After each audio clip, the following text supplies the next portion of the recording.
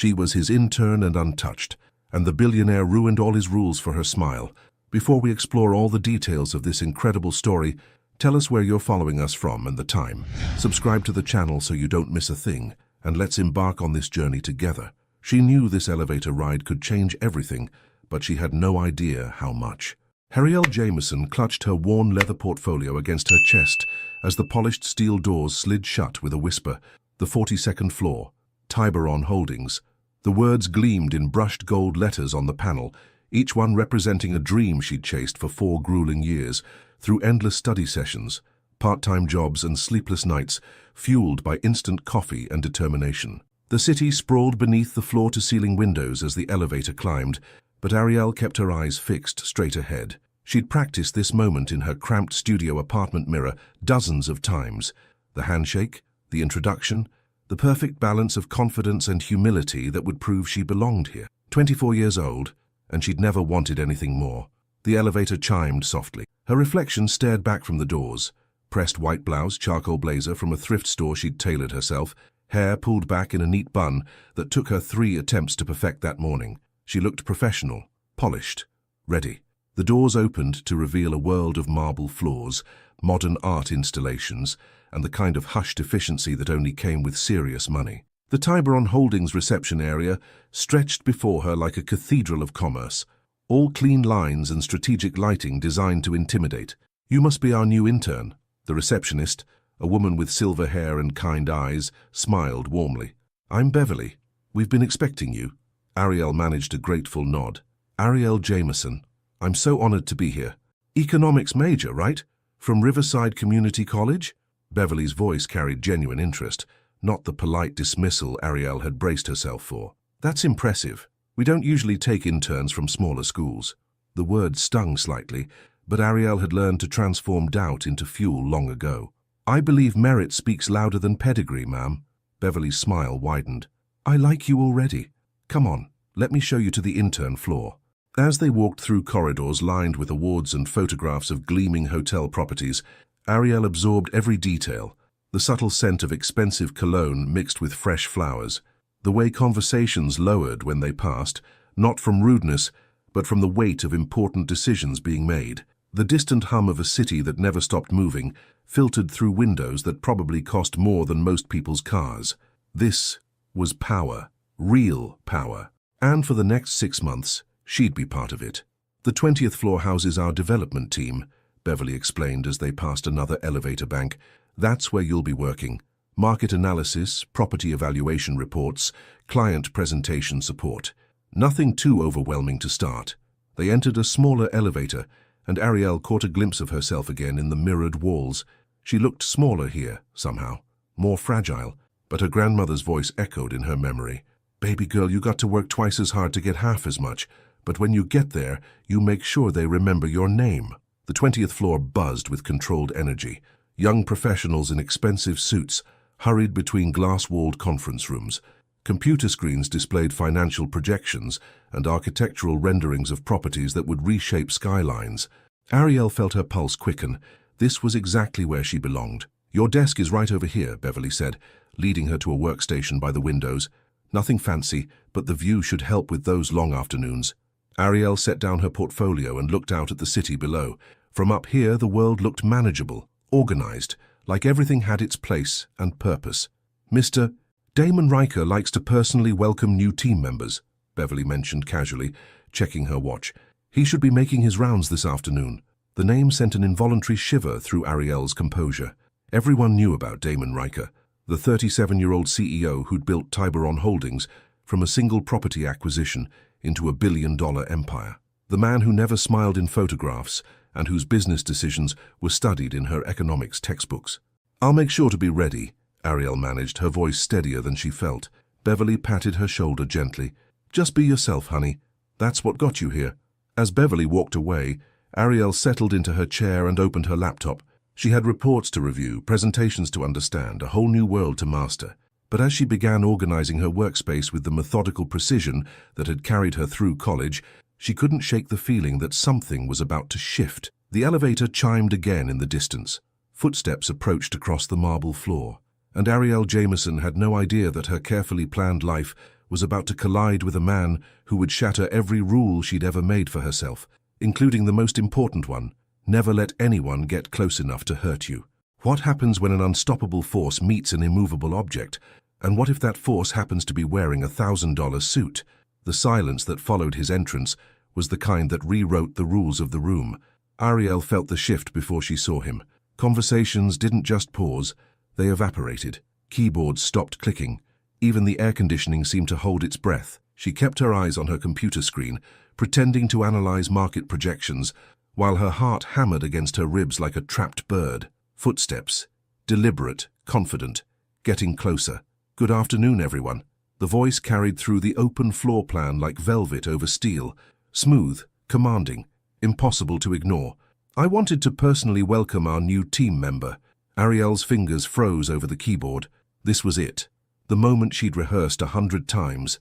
She lifted her head slowly, preparing to meet the gaze of the man whose business empire she'd studied, whose strategies she'd analyzed, whose reputation preceded him like a storm front. Nothing could have prepared her for the reality of Damon Riker. He stood 6 feet away, hands clasped behind his back, wearing a charcoal suit that probably cost more than her entire semester's tuition. But it wasn't the expensive tailoring that stole her breath. It was the intensity in his dark eyes, the way he seemed to see everything and reveal nothing, the quiet power that radiated from him like heat from a fire. "You must be Ariel Jameson." He stepped closer, extending his hand. "I'm Damon Riker." The introduction was unnecessary. Everyone in the building knew who he was. But as their hands met in a firm handshake, Ariel realized that knowing about someone and experiencing their presence were two entirely different things. "It's an honor to meet you, Mr. Riker." Her voice came out steadier than she'd expected, and she felt a small surge of pride. "Thank you for this opportunity." For a moment that stretched longer than it should have. Their hands remained connected. His grip was warm, solid, and something flickered across his features.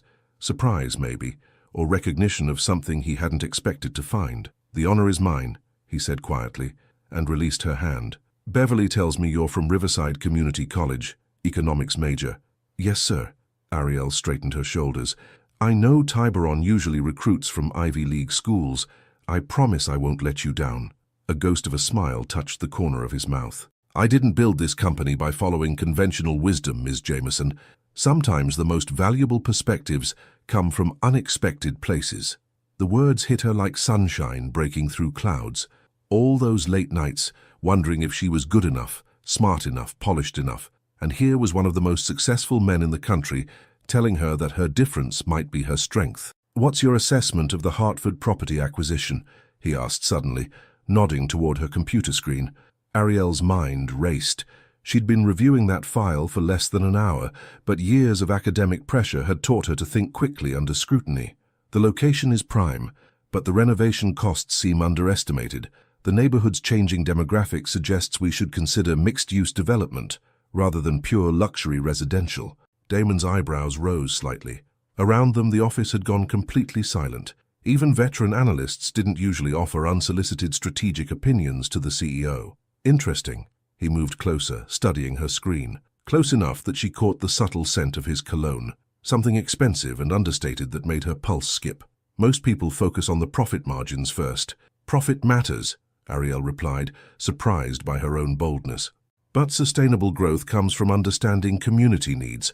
A property that serves its neighborhood will always outperform one that ignores it." For several heartbeats, Damon studied her with an intensity that made her feel exposed and seen at the same time. Then, unexpectedly, he smiled, a real smile that transformed his entire face and made something warm bloom in her chest.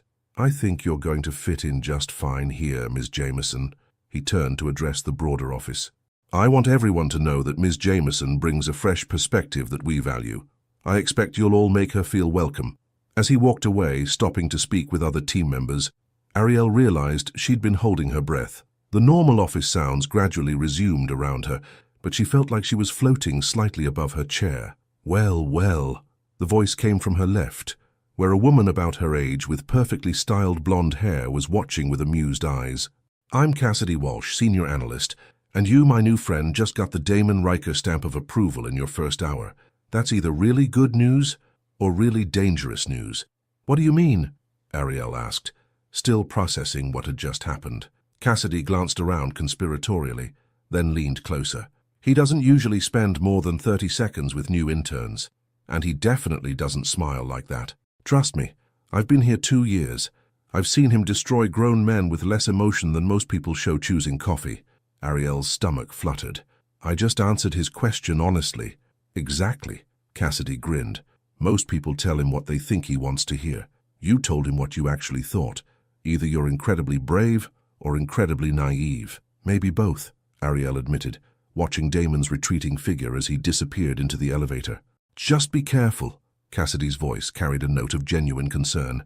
Damon Riker doesn't do personal relationships with employees, ever. It's like his #1 rule, and trust me, women have tried. The warning settled over Ariel like a cold blanket, but she forced herself to nod professionally. I'm here to learn and work, nothing else.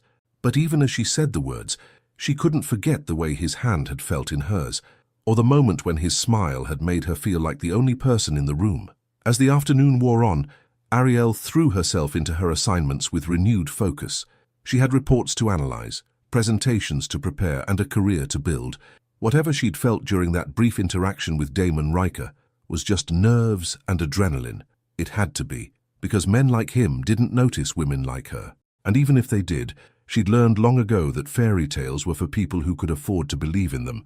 But as she packed up her desk at 6 o'clock, she couldn't shake the memory of dark eyes that seemed to see straight through her carefully constructed walls. And she had no idea that 40 floors above, Damon Riker was standing at his office window, thinking about a young woman whose honest answer had reminded him what it felt like to be surprised. She wasn't supposed to be there that early, but some habits were harder to break than others. Ariel pushed through the glass doors of Tiburon Holdings at 7 in the morning, 2 hours before her official start time. The lobby was empty except for the security guard, who looked up from his newspaper with surprise. "You're here early, miss." "I like the quiet," she replied, which was only half the truth. The whole truth was that she'd barely slept, replaying yesterday's encounter with Damon Riker, until every word, every glance, every second of that handshake was burned into her memory like a brand. The elevator carried her up in silence, and when the doors opened to the 20th floor, she was greeted by darkness and the kind of peace that only came before the world woke up. This was her favorite time, when she could think clearly, work without interruption, and pretend that her carefully controlled life wasn't slowly unraveling. She made her way to the small break room and started the coffee machine, a ritual that grounded her. The familiar sounds of brewing, the rich aroma filling the air, the simple act of preparing for another day. Normal things, safe things. "I see I'm not the only early bird." The voice from the doorway made her nearly drop the coffee pot. She turned to find Damon Riker leaning against the frame, looking impossibly composed for someone who'd apparently been in the office before dawn. His suit was perfectly pressed, his dark hair styled with precision, but there was something softer about him in the morning light, or maybe it was just the absence of the usual corporate audience. "Mr. Riker," her voice came out slightly breathless. "I didn't know anyone else was here. I've been in since 5:30.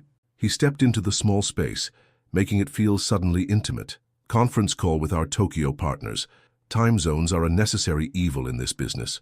Ariel nodded, hyper-aware of how close he was in the confined space. The break room that had felt spacious moments ago now seemed designed for exactly 2 people, and she could feel the heat radiating from his body as he reached past her for a coffee mug.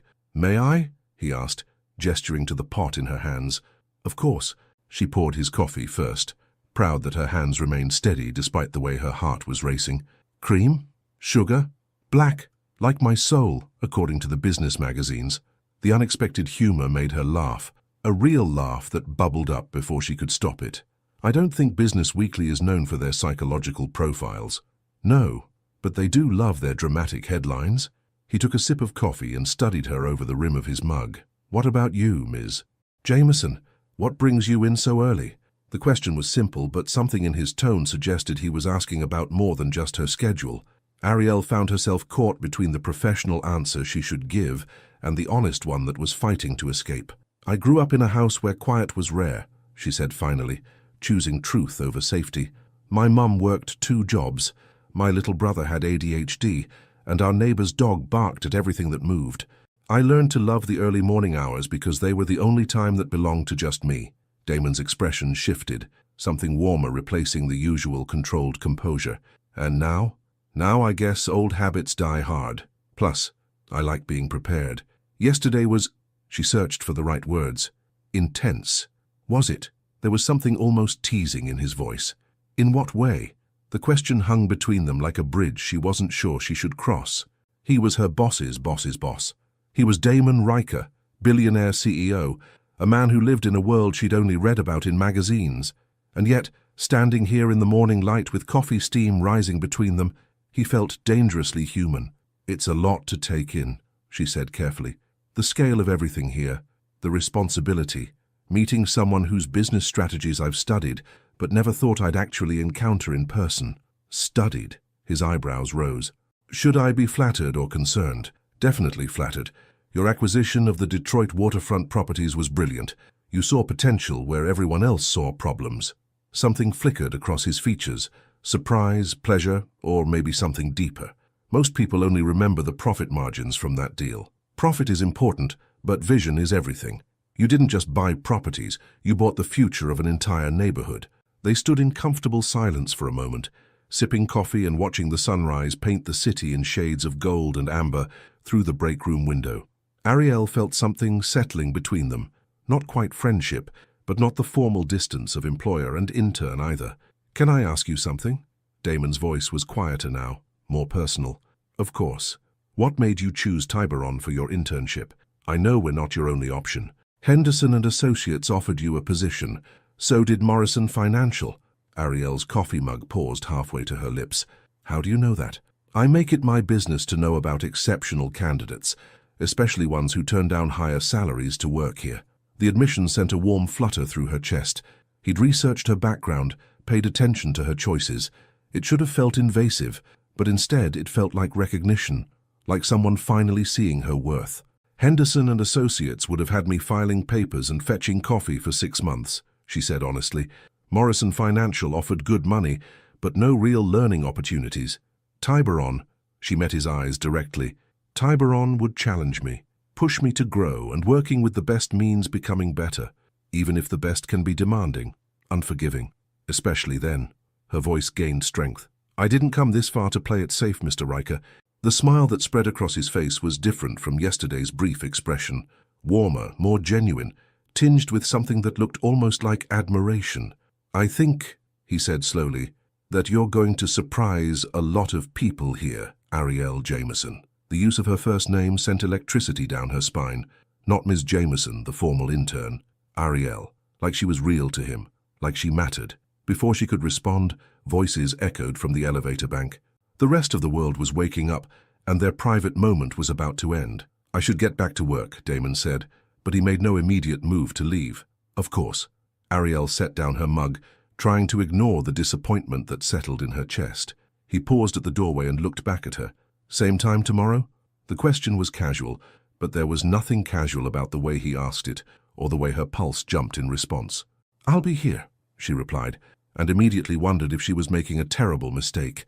As his footsteps faded down the hallway, Ariel remained in the break room, staring at the sunrise and trying to convince herself that sharing coffee with Damon Riker was just a coincidence. But deep down, she already knew that some coincidences were really choices in disguise. 3 weeks of 7 a.m. coffee, and Damon Riker was beginning to realize he had a problem. He stood outside the conference room, watching through the glass walls as Ariel presented her market analysis to the development team. She'd traded her nervous first-day energy for confident professionalism, but he could still see the careful way she chose her words, the subtle steel beneath her gentle demeanor. She was explaining the demographic shifts in the Portland market, using charts she'd created herself, and every person in that room was hanging on her every word, including him. Especially him. Sir? His assistant Cameron appeared at his elbow with a concerned expression. The Morrison meeting is in 5 minutes. Damon forced himself to look away from the conference room. Right, Morrison. But as he walked toward his office, his mind wasn't on real estate mogul Harrison Morrison or the multi-million-dollar deal they were about to discuss. Instead, he was thinking about the way Ariel had laughed that morning when he'd told her about his disastrous attempt to make breakfast for himself. You burned oatmeal? She'd asked, eyes dancing with amusement. Apparently, adding water is more complicated than it sounds. Mr. Riker, You run a billion-dollar company, but you can't make oatmeal? I have people for oatmeal, Ms. Jameson. The memory of her laughter followed him into his office, where Harrison Morrison was already waiting, a silver-haired man in an expensive suit who looked like he'd stepped out of a corporate magazine. Damon! Harrison stood, extending his hand. Good to see you. I trust you're ready to talk about the Seattle project. Of course. Damon shook his hand and gestured toward the sitting area. Can I offer you anything? Coffee? I'm fine, thanks. I want to get straight to business.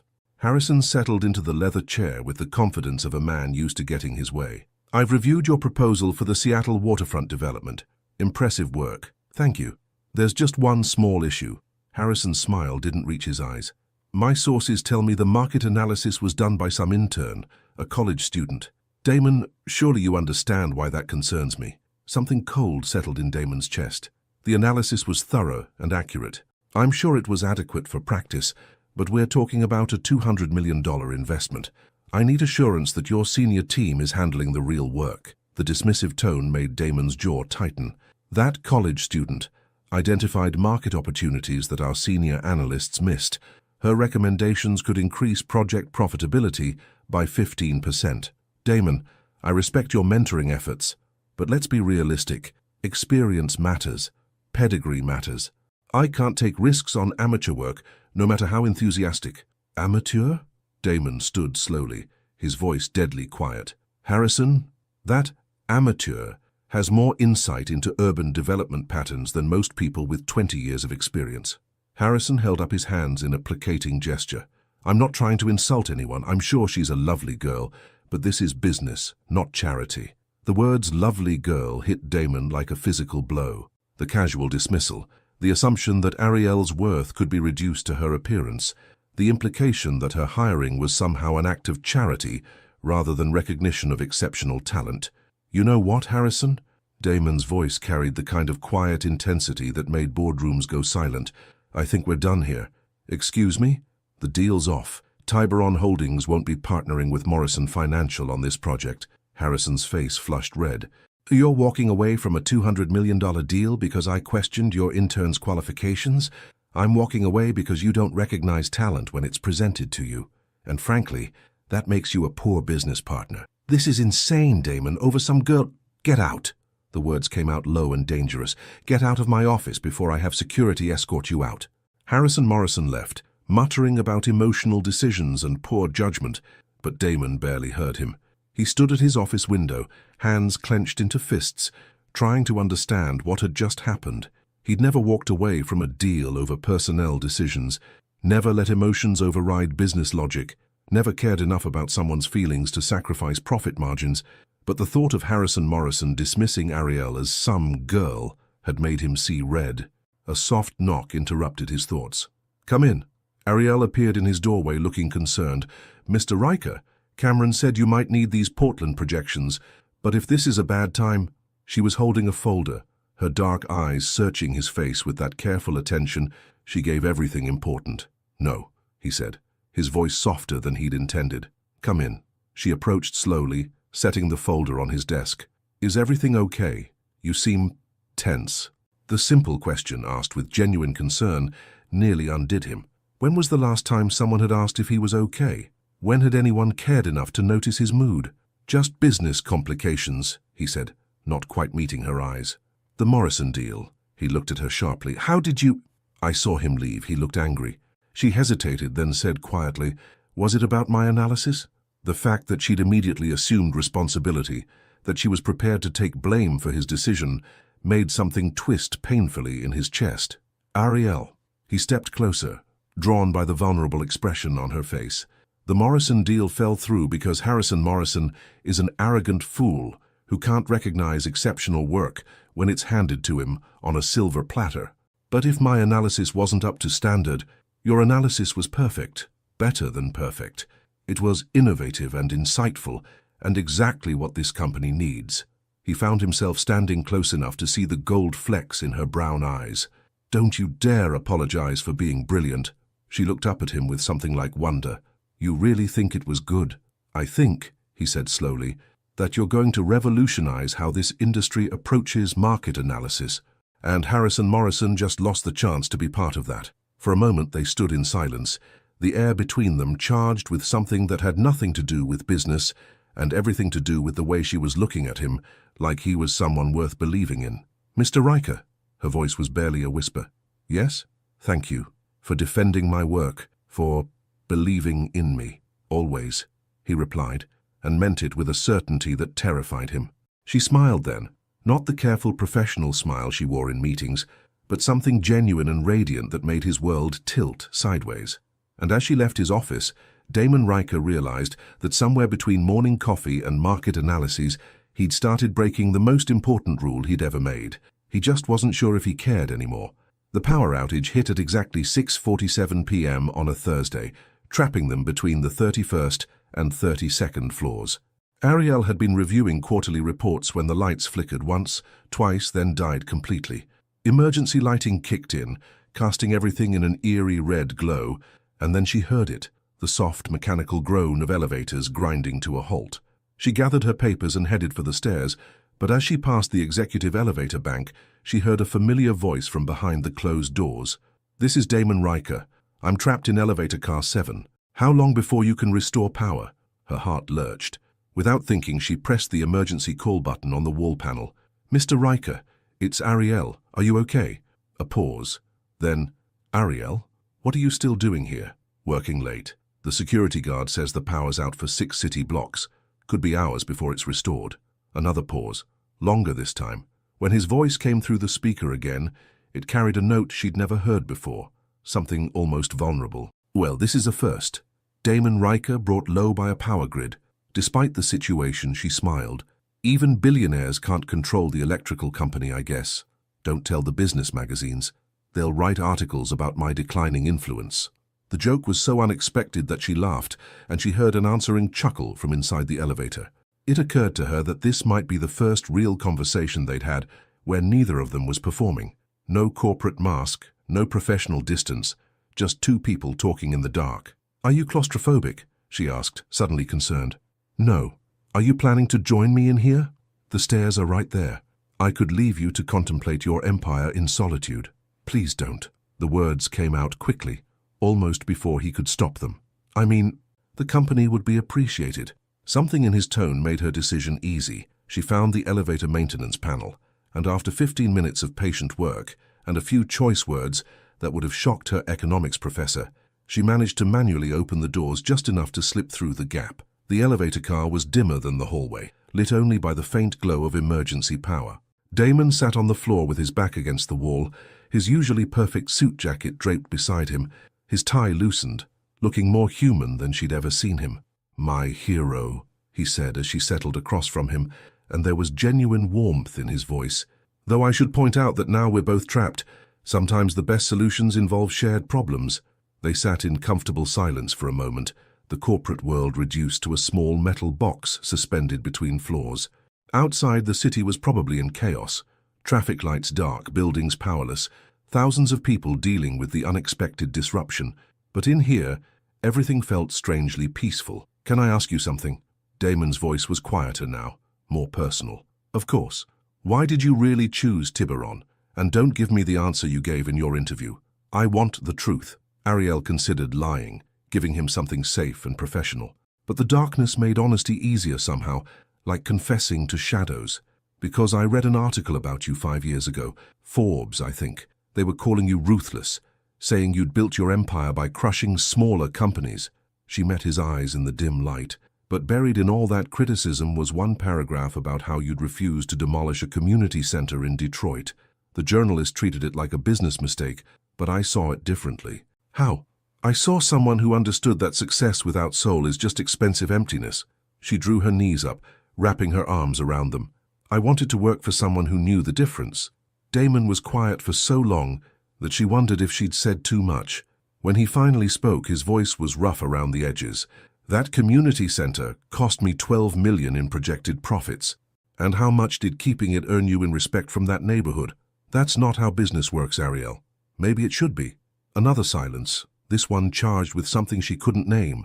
In the emergency lighting, his face was all sharp angles and shadows, but his eyes were soft when they met hers. "You have an unusual way of seeing the world," he said finally. "My grandmother used to say, that the most important things can't be counted on balance sheets. Love, respect, integrity. They don't show up in quarterly reports, but they're what make life worth living. She sounds wise. She was. She raised me after my parents died, worked 3 jobs to keep us afloat, but never let me forget that wealth without character is just elaborate poverty. The admission hung between them like a bridge. She'd never told anyone at Tiburon about her background, about growing up poor, about the nights when dinner was crackers and determination. "How old were you?" Damon asked gently. 12, car accident. One day I had this perfect little family, and the next—" She shrugged, trying to make it seem casual. "Grandma used to say that God never gives us more than we can carry, but sometimes I think he overestimated my strength." "You carried it," Damon said quietly. "You're here. You survived. You're thriving. Some days—" She looked at him curiously. "What about you? What made Damon Riker who he is?" For a moment she thought he wouldn't answer. Then, almost reluctantly, "My father was a construction worker. Good man. Terrible with money. We lost our house when I was 16. Had to move in with my uncle, who made sure I understood that charity came with conditions." "What kind of conditions?" "The kind that teach you never to depend on anyone else for anything that matters." His voice carried old pain, carefully controlled. "I swore I'd never be vulnerable like that again, never let anyone have that kind of power over my life. And have you succeeded?" He looked at her with something that might have been surprise. "Until recently, I thought so." The words created a tension that seemed to fill the small space between them. Ariel felt her pulse quicken, aware suddenly of how close they were, how intimate this accidental confinement had become. "Mr. Riker, Damon." His voice was rough. "In here in the dark, just Damon." "Damon," she said softly, testing the name on her tongue. "Are you saying that something's changed?" He leaned forward slightly, and she could see the conflict playing across his features, want and restraint warring in his dark eyes. "I'm saying," he said quietly, "that I used to know exactly who I was and what I wanted. And then you walked into my building and smiled at me, and suddenly all my certainties feel like suggestions." The admission stole her breath. This was dangerous territory, the kind of conversation that could change everything between them. She should deflect, make a joke, remind them both of the professional boundaries they were dancing around. Instead, she heard herself whisper, "What kind of suggestions?" "The kind that make me think maybe some rules are meant to be broken." The elevator shuddered slightly, and somewhere in the distance, they heard the hum of power being restored. Soon the doors would open, and they'd return to their separate worlds, CEO and intern, untouchable billionaire and scholarship student. But for this moment, suspended between flaws and possibilities, they were just Damon and Ariel, 2 people who'd found something unexpected in the darkness, and neither of them was quite ready to step back into the light. She knew everything had changed the moment she walked into the break room and found it empty. For 6 weeks, 7 a.m. coffee had been their unspoken ritual. But this morning, the morning after the elevator, after confessions in the dark, after maybe some rules are meant to be broken, Damon was nowhere to be found. Ariel poured herself coffee with hands that trembled slightly, telling herself it didn't matter, that she hadn't spent the entire night replaying every word, every look, every moment, when the space between them had felt charged with possibility. "You're here early." Cassidy's voice made her jump, sloshing coffee onto the counter. "So are you," Ariel replied, grabbing paper towels to clean up the mess. "Client presentation at 8. You?" "Just couldn't sleep." Cassidy studied her with sharp eyes. "This wouldn't have anything to do with the fact that you and our illustrious CEO were trapped in an elevator together for 3 hours yesterday, would it?" Ariel's head snapped up. "How did you—" "Security logs, honey. Everything that happens in this building gets recorded somewhere." Cassidy leaned against the counter, her expression curious but not unkind. "Want to talk about it?" "There's nothing to talk about. We were stuck. We waited. The power came back on. End of story." "Uh-huh." Cassidy's tone suggested she wasn't buying it. "And that's why you look like you haven't slept, and he's been hiding in his office since dawn, refusing to take calls." "He's hiding?" The words slipped out before Ariel could stop them, and Cassidy's eyebrows rose knowingly. Interesting reaction from someone who has nothing to talk about. She softened slightly. "Look, I like you, Ariel. You're smart, you're genuine, and you actually make this place better. But Damon Riker is—" She searched for words. "Complicated. Rich, powerful men like him don't end up with women like us. They end up with society princesses and business heiresses, women who match their tax brackets." The words hit harder than they should have, probably because they echoed Ariel's own fears. I'm not trying to end up with anyone. I'm here to work. I know. That's what makes this dangerous. Cassidy's voice was gentle but firm. Because you're not playing games or chasing his money. You're just being yourself. And apparently that's kryptonite to a man who's spent his whole life around people who want something from him. Before Ariel could respond, the break room door opened and Cameron appeared, looking harried. Ariel, Mr. Riker wants to see you in his office now. The walk to the executive floor felt endless. Ariel's mind raced through possibilities. Was he going to pretend last night never happened? Transfer her to a different department? Fire her for inappropriate workplace behavior? Cameron knocked and opened the door without waiting for a response. She's here, sir. Damon stood with his back to the room, staring out at the city skyline. He was wearing his armor again. Perfect suit, perfect posture, every inch the untouchable CEO. But Ariel could see the tension in his shoulders, the way his hands were clenched behind his back. Close the door, he said without turning around. The soft click seemed to echo in the silence. Ariel waited, studying the rigid line of his spine, the careful distance he was maintaining. I've been thinking about last night, he said finally, his voice carefully controlled. So have I. He turned then, and she saw something almost like pain flash across his features before the mask slipped back into place. It was a mistake, he said quietly. The conversation, the intimacy. I crossed lines that shouldn't be crossed. Each word felt like a small blow, but Ariel kept her expression neutral. I see. You're an intern. I'm the CEO. What happened in that elevator was inappropriate, and it won't happen again. What exactly do you think happened in that elevator, Mr. Riker? The formal address was deliberate, a shield against the hurt blooming in her chest. We got carried away. The situation, the darkness, being trapped together, it created a false sense of intimacy. But that's all it was. False. False. She repeated the word like she was testing its weight. So when you told me about your father, about losing your house, about learning never to be vulnerable, that was false. A muscle in his jaw ticked. That was an error in judgment. And when I told you about my parents, about my grandmother, about growing up poor, was that false too? Ariel, was it false when you said I made all your certainties feel like suggestions? Her voice was rising despite her efforts to control it. Or are you just deciding it was false now because it's easier? Because it's necessary. The words exploded out of him, raw and honest. Because I can't, we can't, this can't happen. Why? She stepped closer, drawn by the crack in his composure. Give me one real reason why. Because I'm 37 years old and you're 24. Because I sign your paychecks. Because I have more money than most small countries and you're worried about student loans. Because you're scared. The words hung between them like a challenge. Damon's eyes flashed with something dangerous. I don't get scared, Ms. Jameson. Everyone gets scared. The question is whether you're brave enough to admit it. They stared at each other across the expanse of his office, the air crackling with tension and unspoken truths. Ariel could see the war playing out in his expression. Want versus control, feeling versus logic. The man he'd been in the elevator versus the CEO he thought he had to be. You want to know what scares me? His voice was low, dangerous. It's the way you look at me like I'm worth believing in. It's how you make me want things I swore I'd never want. It's that for the first time in 20 years, I met someone who makes me want to be better than I am. The confession hit her like a physical force, but before she could respond, he was moving away, putting distance between them again. But wanting something and being able to have it are two different things. I won't destroy your career for my feelings, and I won't risk everything I've built for what? She interrupted. For love? For connection? For the chance to be happy? For something that can't last. His voice was final, defeated. Because men like me don't get fairy tale endings, Ariel. We get hostile takeovers and merger negotiations and board meetings. Not love. Never love. The resignation in his voice broke something inside her. This wasn't rejection. It was surrender.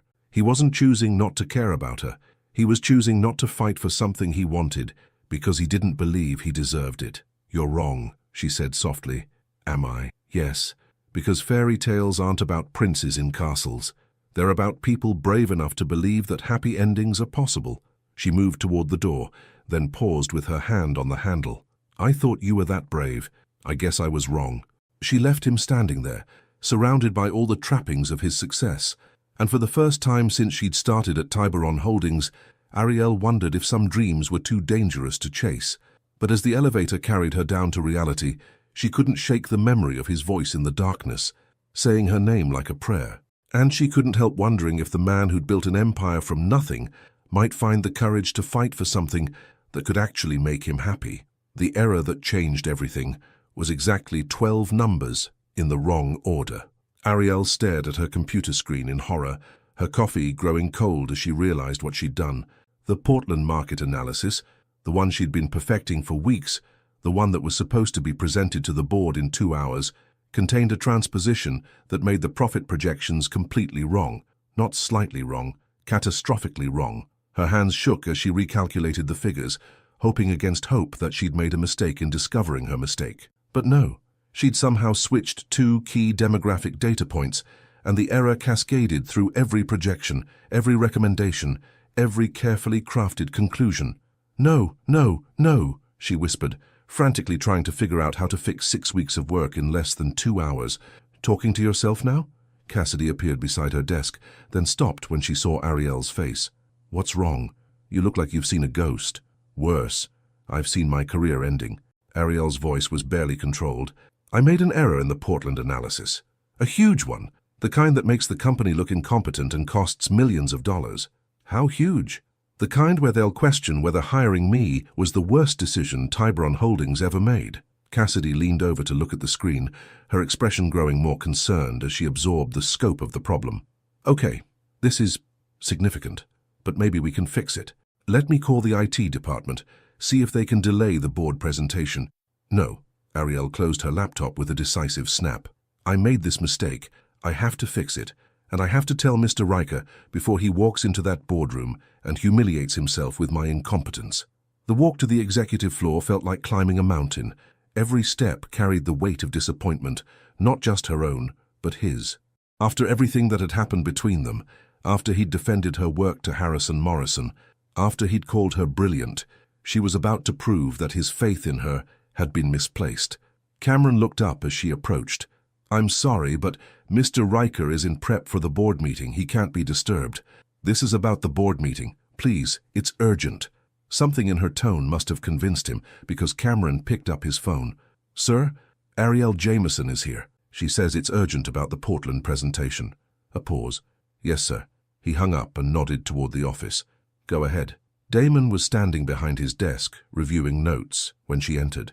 He looked up with the same carefully neutral expression he'd worn for the past week. Polite, professional, distant. But she caught a flicker of something else in his eyes, before the mask slipped back into place. What's wrong? He asked, and his immediate assumption that something was wrong made her chest tighten. There's an error in the Portland analysis. She forced herself to meet his eyes. A significant one. I transposed 2 data points, and it affected all the projections. Damon set down his papers slowly. How significant? The profit margins are wrong by approximately 30%. The timeline recommendations are based on faulty demographic assumptions. The entire presentation is, she swallowed hard, unusable. The silence that followed felt endless.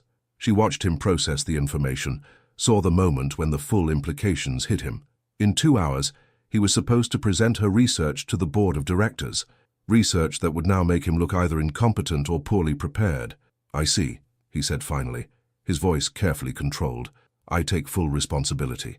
I know this reflects badly on your judgment in hiring me, and I'm prepared to resign if that's what's best for the company. Resign? Something sharp flashed in his eyes. You think I'd fire you over a mistake? It's not just a mistake. It's the kind of error that costs companies millions and ruins reputations. Your reputation.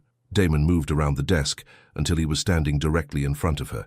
Ariel, look at me. Reluctantly, she lifted her eyes to his.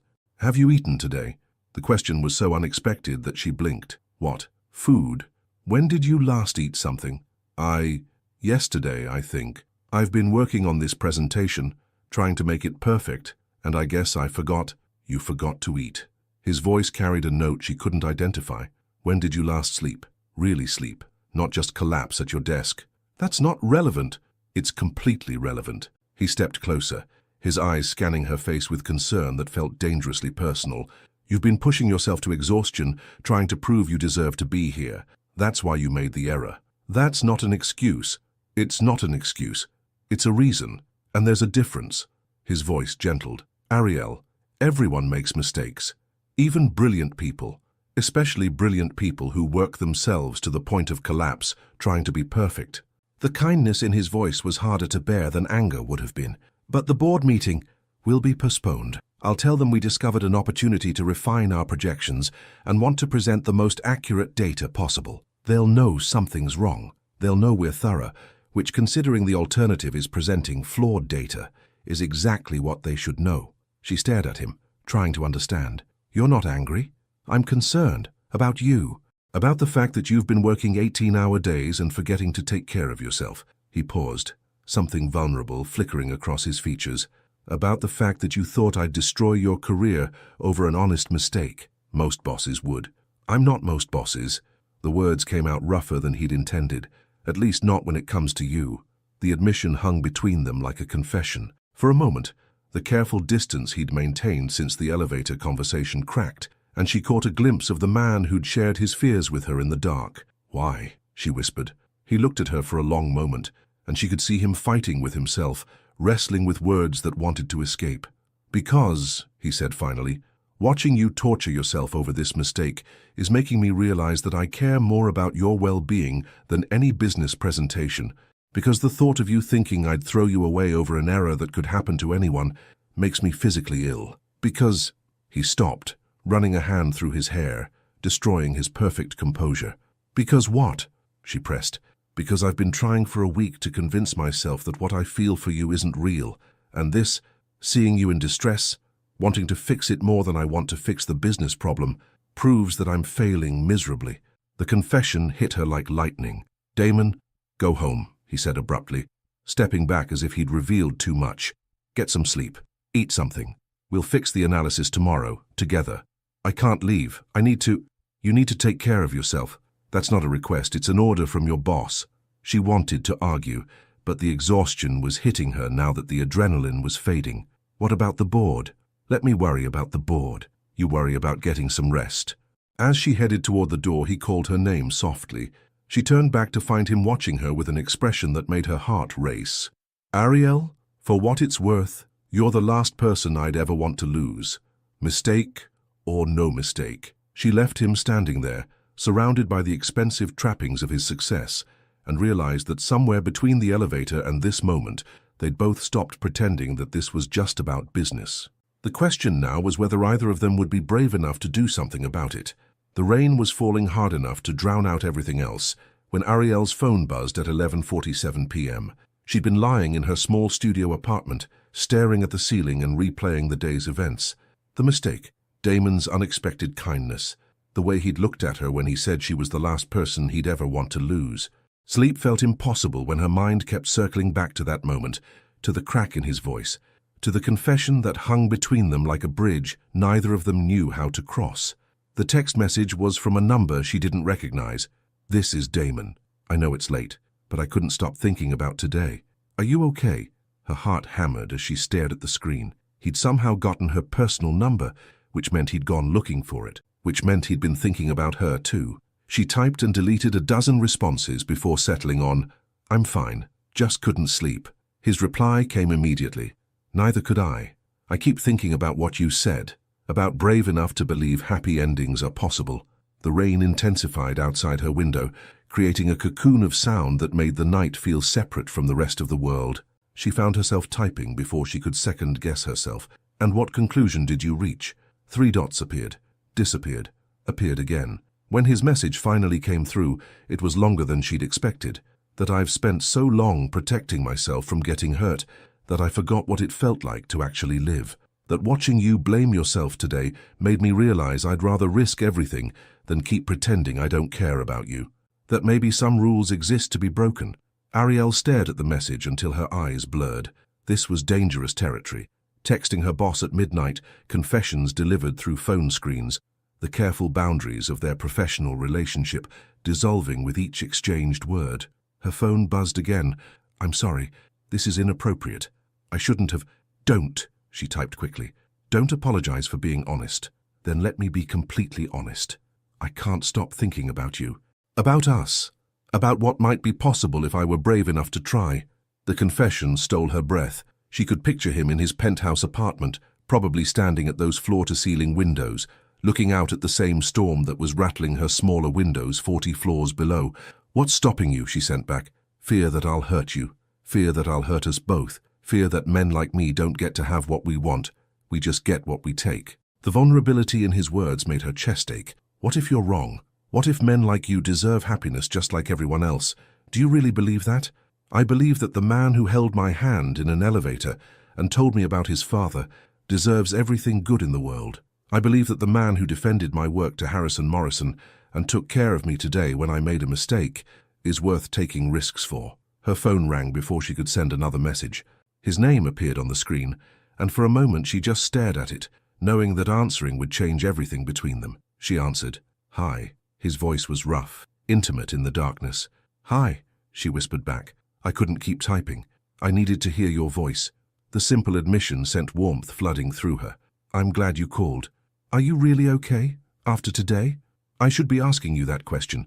I'm the one who almost destroyed your board presentation." Ariel. The way he said her name made her stomach flutter. "The presentation doesn't matter. You matter. Your well-being matters. Everything else is just business." "That's not very CEO-like of you." "I'm discovering that when it comes to you, I'm not very good at being just a CEO." Thunder rolled overhead, and she heard the same storm through his phone, connecting them across the distance between their different worlds. "Where are you?" she asked softly. "My apartment. Standing at the window, watching the rain and thinking about how you looked today when you thought I was going to fire you." "How did I look?" "Terrified, but ready to face the consequences anyway. Brave even when you were scared." His voice dropped lower. "It made me want to protect you from everything, including myself." "What if I don't want to be protected from you?" The silence stretched between them, filled with possibility and danger. "Ariel," he said finally, "if we do this, if we cross this line, there's no going back. Everything changes. Maybe everything needs to change. You could lose your job, your reputation. People will say terrible things about you, about us. They'll assume, let them assume." Her voice was steadier than she felt. "I know who I am. I know why I'm here. And I know that what I feel for you has nothing to do with your money or your position or your power. What does it have to do with? The way you listen when I talk, the way you see potential in people others overlook, the way you carry yourself like the weight of the world is on your shoulders, but you'd never let anyone else feel that burden." She paused, gathering courage for the next words. "The way you make me believe that fairy tales might be real after all." When he spoke again, his voice was raw with emotion. "I've never wanted anything the way I want you. It terrifies me." "Good. Terror means it matters." Another rumble of thunder, closer this time. "I should let you sleep," he said, but made no move to hang up. "I should let you go," she agreed, equally reluctant. "Ariel?" "Yes. Tomorrow. When we see each other tomorrow, I don't think I'll be able to pretend anymore." Her pulse quickened. "Pretend what? That you're just my intern. That I don't want to touch you, talk to you, be near you every moment of every day. That I'm not completely, hopelessly falling for you." The confession hung in the air between them like a promise and a threat. "Then don't pretend," she whispered, "even if it changes everything?" "Especially if it changes everything." After they hung up, Ariel lay in the darkness, listening to the storm and thinking about tomorrow, about walking into that building knowing that everything between them had shifted, about the moment when Damon Riker would stop being just her boss and become something infinitely more dangerous. 40 floors above, Damon stood at his window and watched the rain wash the city clean, thinking about a woman who'd made him believe that some risks were worth taking. And for the first time in 20 years, he was ready to find out if his heart was as strong as his business instincts. The building felt different when she walked in that morning, like the storm had washed away more than just yesterday's heat. Ariel arrived at 7:30, later than usual, but still before most of the staff. She'd barely slept after their phone call, every nerve ending alive with anticipation and terror about what the day would bring. Her reflection in the elevator doors showed a woman on the edge of transformation, the same pressed blouse and careful makeup, but something indefinably different in her eyes. The 20th floor was quiet, bathed in the gentle light of a post-storm morning. She made coffee with shaking hands, hyper-aware of every sound, every footstep in the hallway, every chime of the elevator that might announce his arrival. She didn't have to wait long. He appeared in the break room doorway at exactly 8 o'clock, and the sight of him stole her breath. He looked like he'd slept as poorly as she had, his usually perfect composure slightly frayed, his dark eyes holding an intensity that made her pulse race. "Good morning," he said softly. and even those simple words carried weight. "Good morning." Her voice came out steadier than she felt. They stood there for a moment, the coffee maker gurgling between them, both remembering the confessions that had spilled out in the darkness. In daylight, surrounded by the familiar trappings of their professional world, everything felt more real and more impossible at the same time. "How did you sleep?" he asked, moving into the small space. "I didn't." The honesty slipped out before she could stop it. "You?" "The same." He reached for a mug, his hand brushing hers as she handed him the coffee pot. The brief contact sent electricity up her arm, and she saw his breath catch. "Ariel, Mr. Riker." Cassidy's voice cut through the moment like a blade. She appeared in the doorway, took in the scene with sharp eyes, and Ariel saw the exact moment when she understood what she was witnessing. "I'm sorry to interrupt. The Morrison people are here for the 9 o'clock. Damon's expression shifted, the mask of professional control sliding back into place, but not before Ariel caught the frustration that flashed across his features. "Morrison?" he said carefully. "I thought we were done with that partnership. Apparently Harrison Morrison has some new proposal. He's quite insistent about meeting with you personally." Cassidy's tone was neutral, but her gaze flicked meaningfully between them. "Should I tell him you're not available?" "No." Damon set down his coffee with deliberate precision. "I'll handle Morrison. Schedule the Portland board meeting for this afternoon. We'll have the corrected analysis ready by then." As Cassidy left, the intimate moment shattered. Damon turned back to Ariel, and she could see him rebuilding his walls in real time. "We should," he began. "Get back to work," she finished, understanding the unspoken message. "Of course." But as she started to leave, he caught her wrist gently. The touch was brief, barely there, but it sent fire through her veins.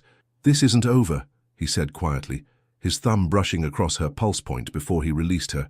"Tonight, after the board meeting, we need to talk." She nodded, not trusting her voice, and escaped to her desk where she spent the morning trying to focus on data analysis while her mind replayed the feeling of his hand on her skin. The board meeting was scheduled for 4 o'clock. At 3:45, Ariel knocked on Damon's office door with the corrected Portland analysis and a heart full of hope. "Come in," his voice called, but when she entered, she found him standing rigid behind his desk, his face a mask of cold fury. "Is everything okay?" she asked, setting the folder down carefully. "Harrison Morrison has made a very interesting offer," Damon said, his voice deadly quiet. "He wants to partner with Tiburon on the Seattle project after all.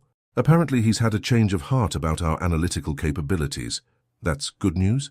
He specifically mentioned being impressed by our intern's work, said he'd heard she was quite talented. The way Damon said the word made her stomach drop. He also mentioned that he understood why I might be personally invested in defending her contributions. The implication hit her like a physical blow. "He thinks that we're involved." "Yes." Damon's eyes were ice. "He thinks I'm sleeping with my intern, and that's why I defended your analysis and walked away from his original offer. But that's not, isn't it?" His voice cut through her protest. "Because last night I told you I was falling for you. This morning I could barely keep my hands off you in the break room, and now Morrison thinks he can leverage what he perceives as my weakness to get a better deal." The words stung, but it was the way he said weakness that really hurt. Like caring for her was something shameful, something that compromised him. "So what are you saying?" she asked quietly. "I'm saying that this is exactly what I was afraid of. People are already talking, already making assumptions. Your reputation is being damaged and mine—" He ran a hand through his hair, destroying its perfect styling. "I can't let this continue." "Let what continue?" "This. Us. Whatever this is between us." He moved to the window, putting distance between them. "I should never have called you last night. Should never have crossed that line. Don't." The word came out sharper than she intended. "Don't you dare pretend that last night didn't mean anything. Don't pretend that what's happening between us is just some inconvenient complication. Isn't it?" He turned back to her, and the pain in his eyes nearly broke her. "Look what's happened already. One conversation with Morrison, and suddenly your professional integrity is in question. People think you're sleeping your way to success. How long before that follows you wherever you go? I don't care what people think. You should care." His voice rose, raw with emotion. "Because I care. Because the thought of your name being whispered in boardrooms, of people reducing everything you've accomplished to some sordid office affair, makes me sick. And the thought of walking away from something real, because you're afraid of gossip, makes me sick too." She stepped closer, refusing to let him retreat. What we have isn't sordid, Damon.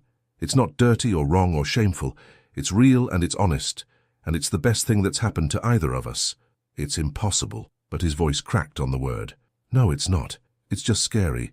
And you're letting fear make your decisions instead of courage. They stared at each other across the expanse of his office, the air thick with everything they weren't saying.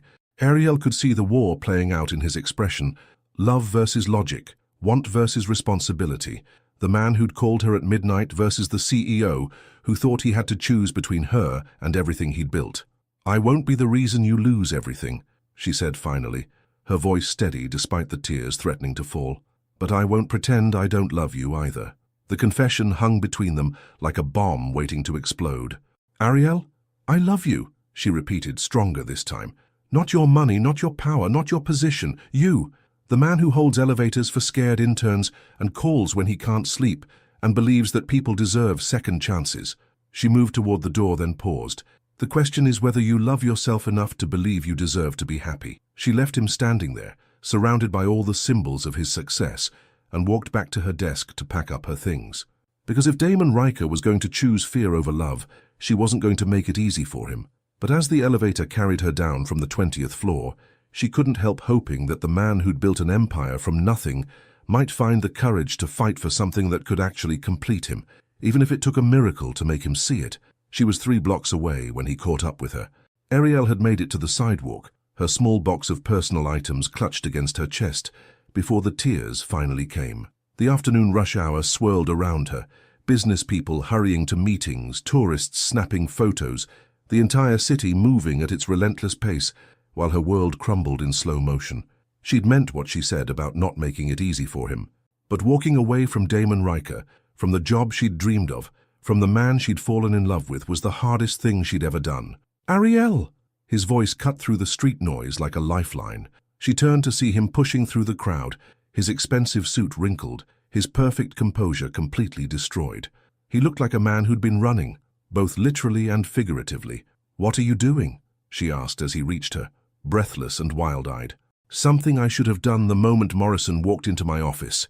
He took the box from her hands, setting it carefully on a nearby bench, then turned back to her with an intensity that made her pulse race. "I'm choosing you. Damon, let me finish. Please." He stepped closer, his hands coming up to frame her face. "I spent 20 years building walls to protect myself from exactly this moment. From caring so much about someone that their happiness matters more than my reputation, more than my business, more than my carefully controlled life." Traffic moved around them. Pedestrians shot curious glances their way, but Ariel felt like they were alone in a bubble of possibility. "You were right," he continued, his voice rough with emotion.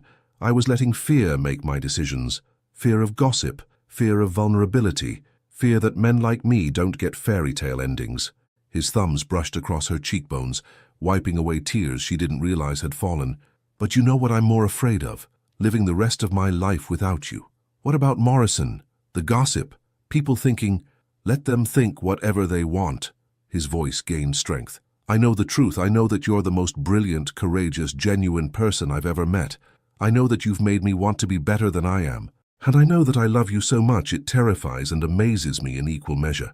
The confession hit her like sunlight, breaking through storm clouds. "You love me? I love you," he repeated, stronger this time. "I love your mind, your heart, your integrity. I love the way you see potential where others see problems. I love that you make me laugh, that you challenge me, that you believe I'm worth saving from myself." He paused, vulnerability flickering across his features. "I love you enough to risk everything for the chance to build something real with you. Even if it changes everything? Especially because it changes everything." He smiled then, the genuine smile that had stopped her heart that first day in the office. "Besides, what's the point of having power if you don't use it to protect the people you love? What does that mean? It means Harrison Morrison can take his deal and his implications and go to hell. It means I'm going to make sure everyone knows that my personal life has nothing to do with your professional capabilities. It means I'm going to spend the rest of my life making sure no one ever questions your worth again. Damon, you can't fight the whole world. Watch me."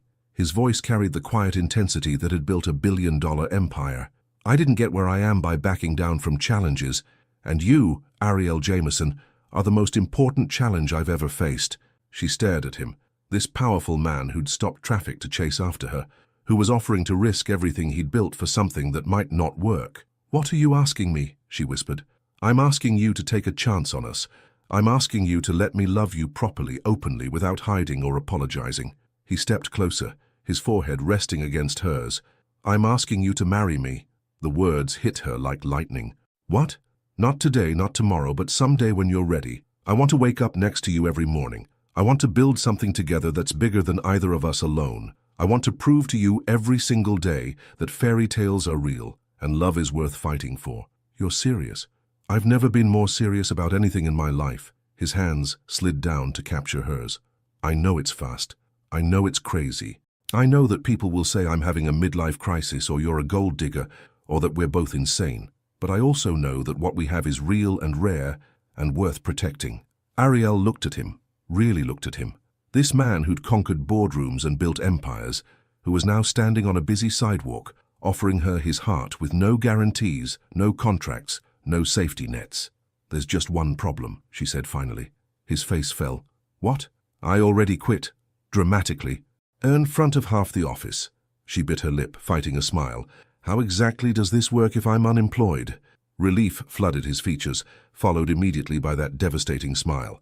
"Well, Tiburon Holdings is always looking for exceptional consultants. Someone with your skills could probably name their own salary, work their own hours, report directly to the CEO. That sounds like nepotism. That sounds like recognizing talent and keeping it in the family." He brought her hands to his lips, pressing gentle kisses to her knuckles. "Say yes, Ariel. Say yes to us, to this crazy, impossible love, to believing that sometimes the best things happen when you're brave enough to break all the rules." She looked at him, standing there in his wrinkled suit with his heart on his sleeve, offering her everything she'd never dared to dream of. The practical part of her mind listed all the reasons this was insane: the age difference, the power imbalance, the media attention, the challenges they'd face. But the part of her that had fallen in love with his laugh, his integrity, his quiet strength, the part that had confessed her feelings and walked away rather than settle for less than she deserved, that part knew there was only one answer. "Yes," she whispered. "Yes. Yes to us. Yes to this crazy love. Yes to believing in fairy tales." She smiled, feeling lighter than she had in weeks. "Yes to you, Damon Riker." He kissed her then, right there on the busy sidewalk, soft and sweet and full of promise. And as the city moved around them, Ariel realized that sometimes the best love stories didn't start in ballrooms or castles. Sometimes they started in coffee rooms and elevators and boardrooms, between two people brave enough to believe that happy endings were possible for anyone willing to fight for them, even billionaire CEOs and scholarship students who learned that the most important rules were the ones written by the heart. 2 years later, she still made coffee at 7 a.m., but now she wasn't alone. Ariel stood at the kitchen island of their penthouse apartment, watching the sunrise paint the city in shades of gold and amber, a simple diamond ring catching the morning light as she reached for 2 mugs. The space was different from Damon's old bachelor pad, warmer, filled with books and plants and photographs that told the story of a life built together rather than accumulated in isolation. "Good morning, Mrs. Riker-to-be." Damon's voice was rough with sleep as his arms circled her waist from behind, his chin resting on her shoulder. "Good morning, Mr. Soon-to-be married to the best consultant in the city," she replied, leaning back against his chest. Modest as always. He pressed a kiss to her neck that made her pulse skip. "Sleep well?" "Eventually. You?" "Better than I have in years. Better than I ever did before you." It was true. The man who'd once survived on 3 hours of sleep and endless cups of black coffee now prioritized rest, proper meals, and mornings that started slowly. Ariel had changed more than his heart. She'd changed his entire approach to living. "The Times review came in," she said, nodding toward the tablet on the counter. "And Riker Holdings' revolutionary approach to sustainable urban development sets new industry standards. Led by visionary consultant Ariel Jameson Riker, the company's Portland project demonstrates that profitable development and community enrichment are not mutually exclusive." She turned in his arms, smiling. "They called our work a masterclass in ethical business practices." "Our work," he repeated, pride evident in his voice. I liked the sound of that. 2 years had transformed more than their personal relationship. Ariel's innovative approaches to market analysis, had revolutionized Tiburon Holdings' development strategy. She'd become the youngest senior consultant in the company's history, her methods studied in business schools and her success speaking for itself. The whispers about nepotism had been silenced by results that couldn't be argued with. "Ready for today?" she asked, straightening his tie. "Are we ever really ready for board meetings with your grandmother?" Ariel laughed. "She likes you. She just enjoys making you nervous. She likes that I make you happy. There's a difference." It was true. Grandma Jameson had taken one look at Damon during their first meeting and declared him a good man, trying to figure out how to be better. Then she'd spent the rest of dinner testing his resolve with pointed questions about his intentions and his understanding of what it meant to love a woman who'd been raised to expect respect, not just affection. He'd passed with flying colors. "Besides," Ariel continued, "she's coming to approve the final wedding plans, not to grill you about quarterly projections." "Right. Just the small matter of planning the event that half the business world will be analyzing for social and political implications." They'd decided on a small ceremony, family and close friends only, in the garden of the community center Damon had refused to demolish years ago. The same decision that had first caught Ariel's attention was now hosting their wedding, a perfect circle that felt like destiny. "Having second thoughts?" she asked lightly, though her eyes showed she didn't really believe it. "Never." His voice was firm, certain. "Though I do think about how different everything would be if you hadn't walked into that building 2 years ago." "Different how?" "Emptier, colder, more successful on paper and completely hollow in reality." He cupped her face gently. "You saved me from a life I didn't even realize was killing me." "We saved each other," she corrected. "You taught me that dreams are worth fighting for, that I don't have to make myself smaller to make others comfortable, that love doesn't diminish ambition, it fuels it." Through the floor-to-ceiling windows, the city was coming alive. Somewhere down there, young professionals were grabbing coffee before heading to jobs they hoped would change their lives. Somewhere, someone was taking a chance on love, on dreams, on the possibility that fairy tales could happen to ordinary people. "Do you ever wonder what Harrison Morrison thinks about all this?" Ariel asked, settling into Damon's lap as he sat at their breakfast table. "I know exactly what he thinks. His secretary sent a congratulations card when our engagement was announced. Apparently, he'd like to discuss mutually beneficial partnerships now that he understands our business model." "So, did you respond?" "I sent him a very polite letter explaining that Tiburon Holdings doesn't partner with companies that mistake personal integrity for professional weakness." Damon's smile was sharp. "I may have also mentioned that his loss of the Portland contract directly contributed to our most profitable quarter in company history." Diplomatic as always. "I learned from the best consultant in the business." They sat in comfortable silence, watching the sunrise and thinking about the journey that had brought them here. It hadn't been easy, building a relationship under media scrutiny, navigating corporate politics, proving that their success was based on merit rather than romance. But every challenge had made them stronger, more certain that what they'd found was worth protecting. "Ariel?" Damon's voice was soft, reflective. "Do you remember what you said to me that day in my office, about fairy tales being for people brave enough to believe happy endings are possible?" "I remember. I used to think that was naive, optimistic to the point of foolishness." He traced patterns on her hand, his wedding ring glinting in the morning light. "Now I think it might be the most practical philosophy in the world." "How so?" "Because believing in happy endings gives you the courage to create them. To take risks, to be vulnerable, to choose love over fear." He looked at her with the same intensity that had stopped her heart that first day in the elevator.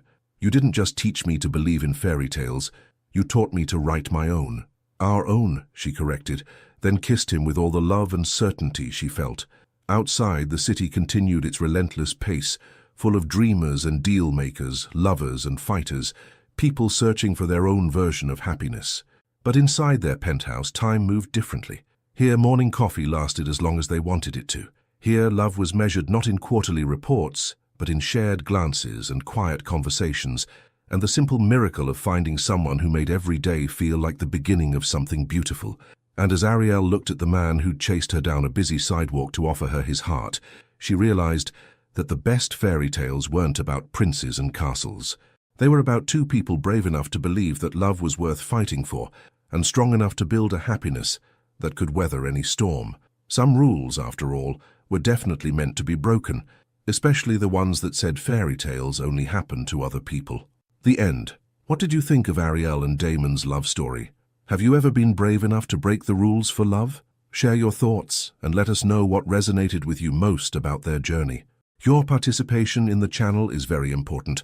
Please leave your opinion in the comments. Thank you so much for watching until the end. If you enjoyed this story, don't forget to subscribe to the channel, leave a like, and comment your thoughts. Your participation is very important to us. See you next time.